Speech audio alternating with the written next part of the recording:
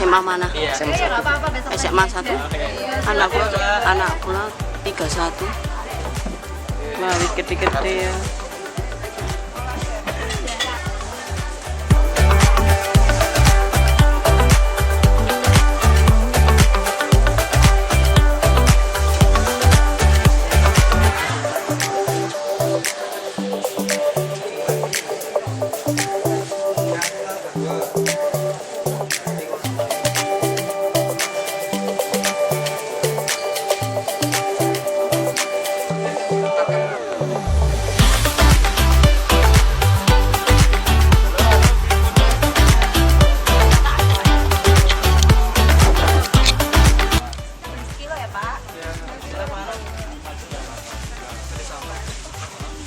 Pak, itu di belakang kira-kira sampah buah ya, Pak? Iya.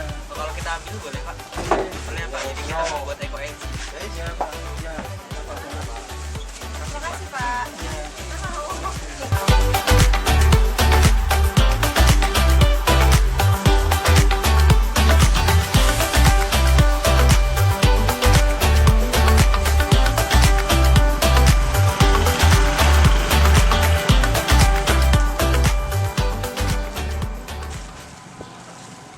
Assalamualaikum warahmatullahi wabarakatuh. Waalaikumsalam warahmatullahi wabarakatuh. Terima kasih Bapak Ibu telah hadir di sini untuk membantu kami dalam tadi yang sudah disampaikan oleh Bu Neni. Maksud kami adalah untuk mensosialisasikan bagaimana cara mengolah limbah organik menjadi suatu bahan yang berguna, yaitu dengan cara diolah menjadi eco-energy. Silakan Kak Aya. Eco-energy adalah perawitan kompleks hasil fermentasi dari limbah organik seperti limbah buah, sayur dengan gula merah dan molase atau E4 dan juga air. Dan airnya itu dari air sumur, bukan dari air pam atau air galon seperti itu. Jadi untuk pembuatan eco-engine itu ada perbandingannya. Yang pertama adalah 6 banding 3 banding 1. Yang 6 itu air, 3 itu buah dan sayur, yang 1 adalah molase. Jadi 10 itu dibagi menjadi 6 air, 3 sayur dan 1 molase. Untuk langkah-langkah pembuatannya sendiri adalah, jadi Bapak Ibu, bahan-bahan yang bisa digunakan untuk menjadikan eco-energy itu adalah sayur yang tidak bergetah dan tidak menimbulkan bau, dan juga ada beberapa buah yang memang tidak disarankan untuk dijadikan eco-energy seperti nanas karena akan menimbulkan kegatalan di tangan. Nah, jadi nanti kan hasil dari eco-energy itu akan mengeluarkan baunya itu seperti kecap, ada yang seperti kecap, ada yang seperti madu, seperti itu, dan tergantung dari bahan yang digunakan. Sekarang kita menggunakan jeruk. Nah, ada akan sedikit aroma jeruk di hasil pembuatan eco-energy. Mungkin langsung ke pemanfaatannya aja. Jadi manfaat eco-energy itu bisa dijadikan sebagai pupuk organik, bisa dijadikan bahan untuk cuci piring dan cuci tangan. Ada juga yang bisa dijadikan obat untuk sariawan. Itu mungkin langsung saja kita ke proses pembuatannya.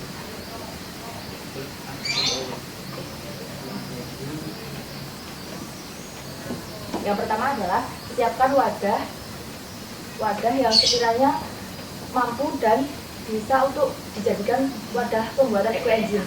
Yang pertama adalah wadahnya itu harus ada tutupnya, karena eco-engine itu merupakan cairan yang fermentasi yang akan menimbulkan alkohol. Jadi misal kita taruhnya di tempat yang tertutup, itu jadi nggak terjadi proses fermentasi, Bu. Nah, bahan tempat yang digunakan itu tidak boleh terbuat dari logam, misalkan plastik. Ya, dan wadahnya itu tidak boleh berbau-bau kimia. Untuk ukuran atau volume wadah tersendiri adalah terserah Bapak Ibu mau ukurannya mau segimana, dan yang penting itu ada tutupnya, jangan pakai yang logam.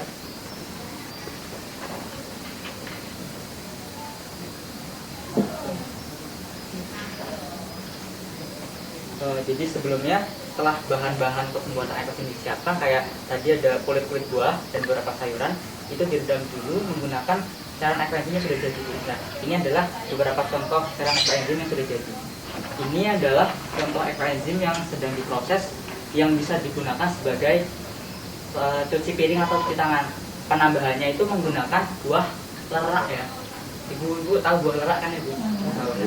Jadi itu buah lerak digunakan untuk sebagai deterjen alami untuk menimbulkan efek busa ketika digunakan untuk mencuci piring dan cuci tangan.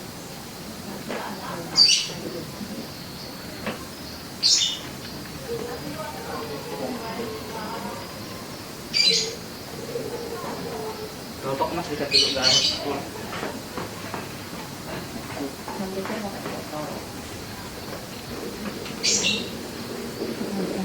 Jadi itu perbandingannya kan 6 banding 3 banding 1.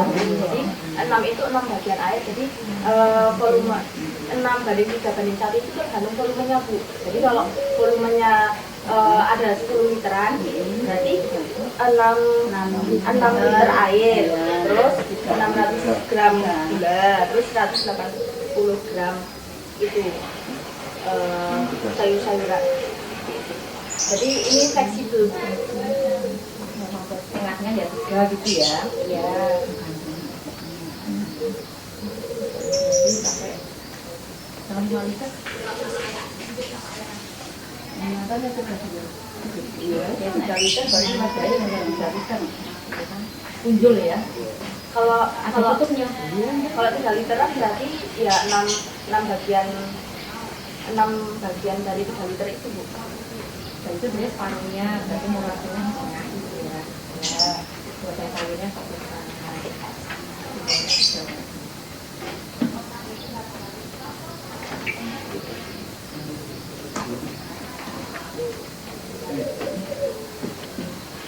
Ini kira-kiranya kan tempatnya cuma segini ya Bu. Nah, tempatnya itu diisi dengan air sumur. Perbandingannya itu 60% dari ukuran tempatnya. Setelah itu ditambah. Liter itu? 60%-nya. Pokoknya entah berapa liter, itu yang penting nanti 60% dari tempatnya. Tempat yang dipakai itu ukurannya berapa. Nah, 60% itu 60% dari isi tempatnya diisi dengan air sumur. Nah ini sudah ada air suci dan badannya. Sekarang kita campurkan dengan E4 atau molase.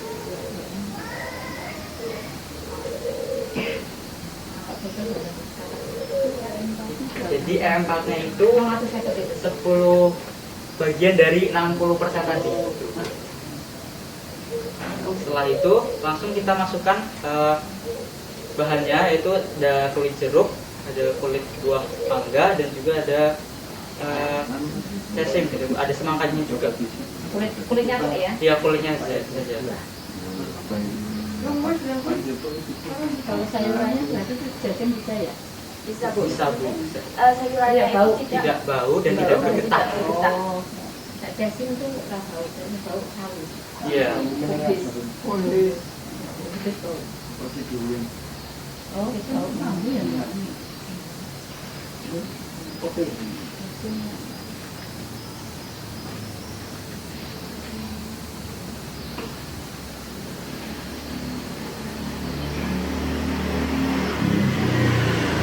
Setelah semuanya dimasukkan, jadi tinggal ditutup saja Bu. Nah, nanti setelah ditutup diberi label. Label proses pembuatan pada tanggal berapa, nanti akan dipanen setelah 3 bulan dari hari pembuatan. Nah, dalam prosesnya selama menunggu 3 bulan itu, setiap 10 hari sekali itu dibuka. Enggak 10 hari sekali, jadi 10 hari pertama dibuka, kemudian diaduk untuk menghilangkan gas yang ada di dalam tempat ini. Takutnya kalau nggak dibuka meledak. Itu tadi tidak diudak dulu ya? Sudah Bu. Berarti setiap 10 hari dikutek ya? Iya.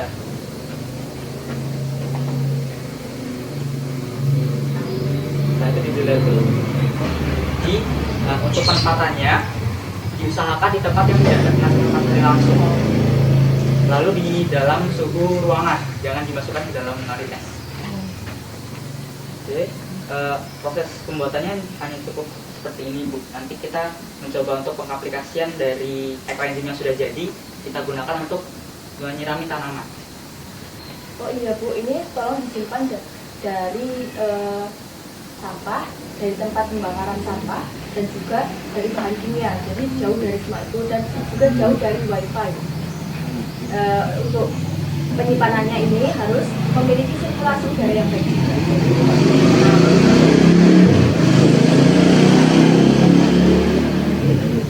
Untuk proses pembuatannya hanya seperti ini. Apabila ada pertanyaan, silakan.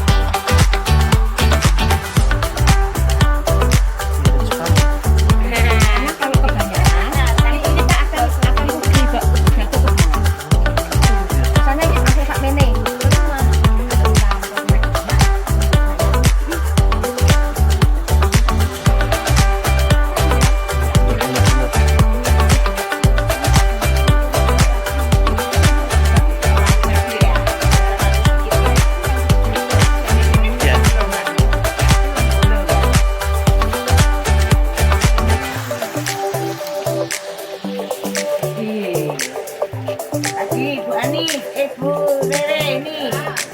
Yang ini belum ya? Iya, belum.